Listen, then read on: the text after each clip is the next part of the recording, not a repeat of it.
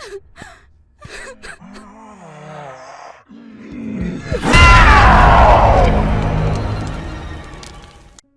I've been playing this new horror game called Devour. It's a multiplayer horror experience with about 2 hours of content depending on your planning skills for $5.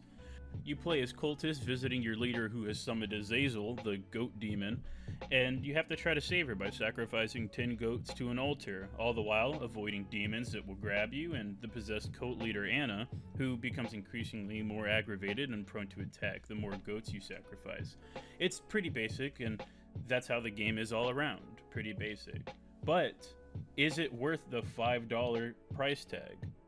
Well, not so much.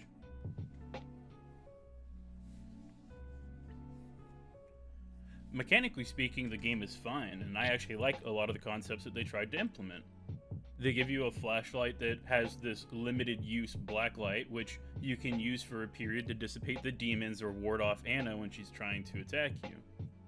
Along with this flashlight, you can also hold one item at a time of 3 different items. Hay, which is used for luring and capturing the goats. Oil, which is used to light the goats on fire in the altar. And medkits, which is used to revive downed teammates. And besides the flashlight, you have no means of protection, which is part of the game's difficulty. You have to ration out the blacklight fighting between the demons that will stun you and warding off your former cult leader.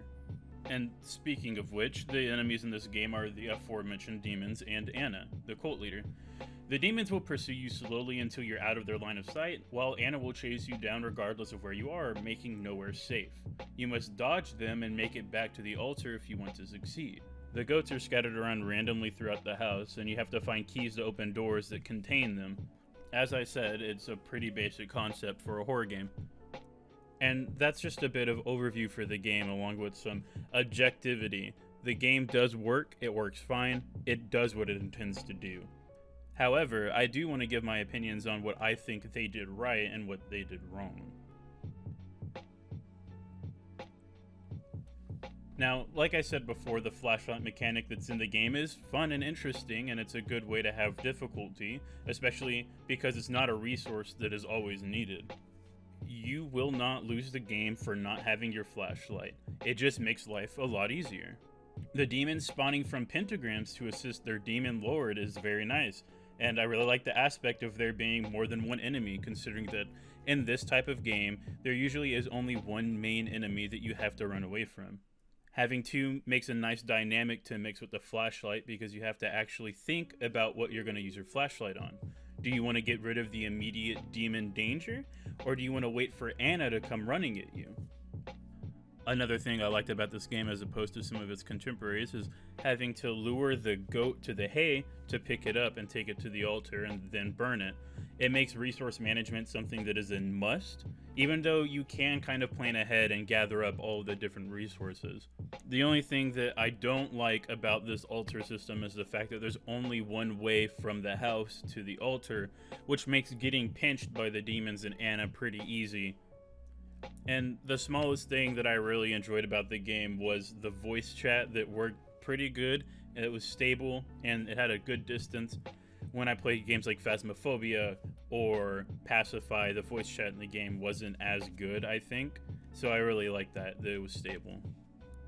Now on to what they did wrong. While I liked the demons, they ended up being little more than annoyances most times. When you walked around corners, they'd be there and you'd have very little choice but to lightning fast, look down and light them up, or you'd die. It would have been better, I think, if they would have made the lights flicker like Anna and they appear behind you, or there'd be a little bit more tension rather than them just appearing in front of you. I also think that it would have been nice to add them on the walls or on the roof so that if you aren't looking up, all you see is a pair of beating red eyes at you. This would have added a level of fear that wasn't really present in the main game with those demons. I feel like with this, there would have been more actual horror tension and less cheap moments of just walking around the corner to your death. Along with that, the horror factor is kind of lacking in the game all around. Anna herself has the same animation over and over and over again every time you get caught, and I feel like that just turns her more into an annoying obstacle than a scary monster. And actually, speaking of annoying, the end game of this game is anything but fun. When you get to 8 or 9 goats, Anna's constantly in a state of frenzy where her eyes are red and you can't really stop her from anything. I understand what the concept is trying to do. It's trying to show you that she's erratic and the demon inside of her is getting angrier and angrier, but it really just makes it more tedious to play than fun and enjoyable, which I think is kind of the main goal of all video games. And lastly, I think that there's just an overall lack of offerings after the game is beaten as well. You unlock Nightmare Mode and a skin for a character, but honestly, I have no intention of playing the Nightmare Mode or using the skin anytime in the future. To me, the game's already beaten. The story will be the same. There's no other progression that can happen. I just hope that in the future there will be more levels, there will be more offerings in this $5 package. And that's not to say I wouldn't pay for those offerings. I would gladly pay $2 or $3 for another level for this game. But as of right now, there's just nothing else. Overall, this game had a lot of potential. It has better looks than most other horror games and was competent enough, but I feel like it fell flat in just a few too many ways. As I said before, there wasn't enough solid content to keep you coming back, and while it was an okay 2-hour experience, it wasn't great, and I felt like those who are the easiest to scare, the extremely scare easy, are the only ones who are going to be scared while playing this game. I'll keep an eye out for the developers and see what they do in the future though, since they are competent at developing games, and I feel like with the right amount of time and the right proper content, they could make a really good game. All in all, I really can't recommend this game in its current state, and I would give it an average score of 5 out of 10.